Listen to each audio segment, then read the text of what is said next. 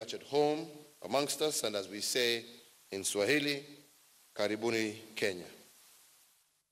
Ladies and gentlemen,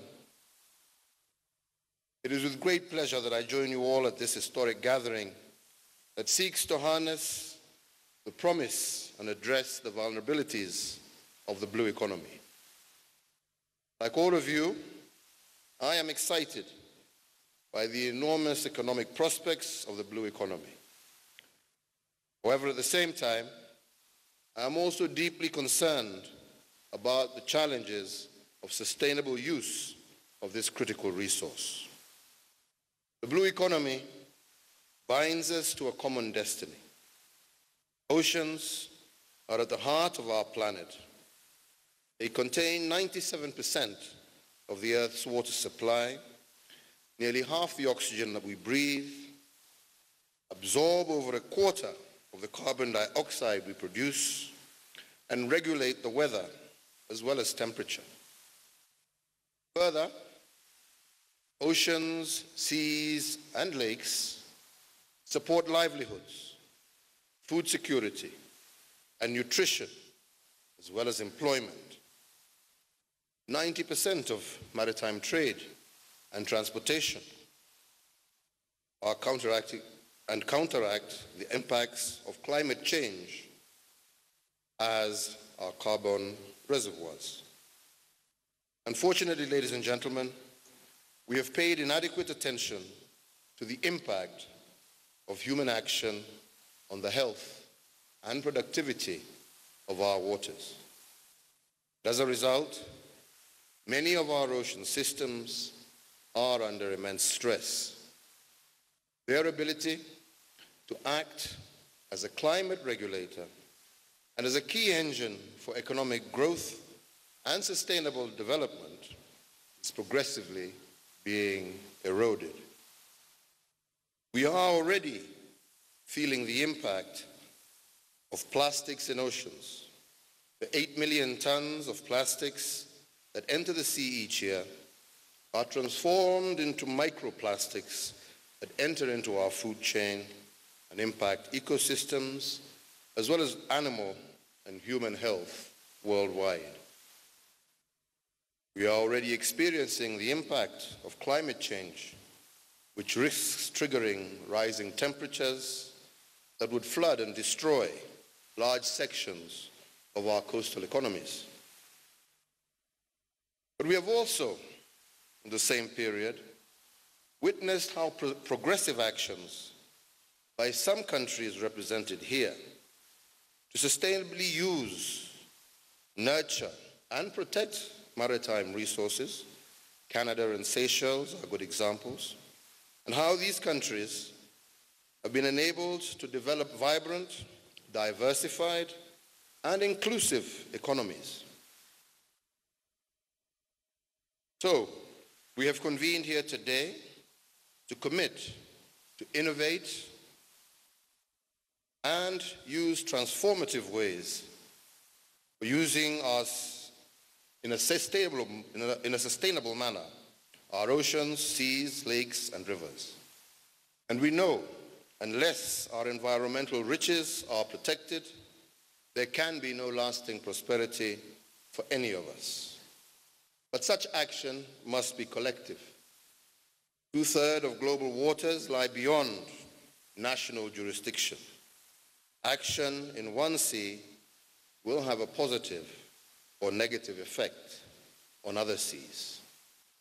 Success in managing our global aquatic resources for sustainable global development therefore critically hinges on us working together. And to this end, I am here to join you as I also make our pledge as Kenya.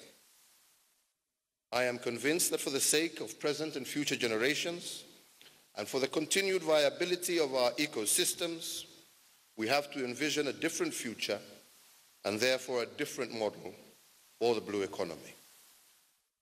I pledge to envision that future and to do my part to promote it. I make the pledge in recognition of the need to first adopt appropriate policies strategies, and mechanisms to harness the blue economy, to re-energize our national economies, and to create greater opportunities and jobs for our people. Secondly, to confront head-on the challenges of waste management and plastic pollution that is compromising the health of our people and oceans, seas, as well as rivers, but also threatening food security and the biodiversity on land and at sea. Third, to ensure responsible and sustainable fishing, to conserve the endangered species and high-value fish stocks on which millions of people depend for their livelihood. Number four, to ensure safety and security in the high seas so that global trade, connectivity, and all businesses can thrive unhindered and unfettered. On the basis of these imperatives, I pledge that in Kenya, I will lead from the front. First, as a government, we will take steps to build on and expand institutional governance mechanisms that are already in place to enhance coordinated management of the blue economy. These include the Blue Economy Implementation Standing Committee, as well as state departments for fisheries, maritime logistics, and transport. Secondly, we will and are taking measures to revive our maritime transport by building and expanding our ports and shipping facilities and partnering with global shipping lines to extend our maritime reach.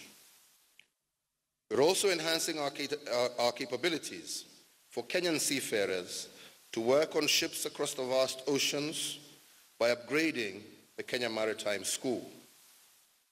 We've also adopted a program to accelerate the development of our fisheries by increasing aquaculture, fish processing, and storage capacities, and related blue economy industries, thereby creating employment opportunities for our people. Last week, I commissioned a new fisheries complex jetty to enable the docking of large fishing and patrol vessels, and announced the establishment of a fishing corporation. Kenya has already ratified the Port State Measures Agreement that will ensure vessels flying the Kenyan flag comply with measures contained in that agreement. We shall also aggressively combat illegal and unregulated as well as unreported fishing, and we have taken measures to enhance security and safety of our collective waters. And in this regard, I did launch last week Kenya's Coast Guard Service. In 2017, we also banned the use of single-use plastics as part of our commitment to sustainable development.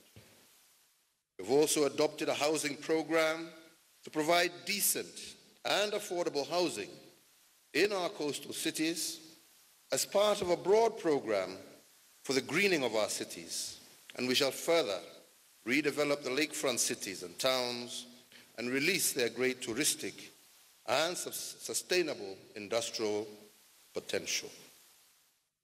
Your Excellencies, ladies and gentlemen, Kenya is committed to contribute to a better and much more prosperous world. And I therefore invite all of you to work with me, with my government and the people of Kenya, and with other governments on the continent of Africa, to build these key areas that I have highlighted today.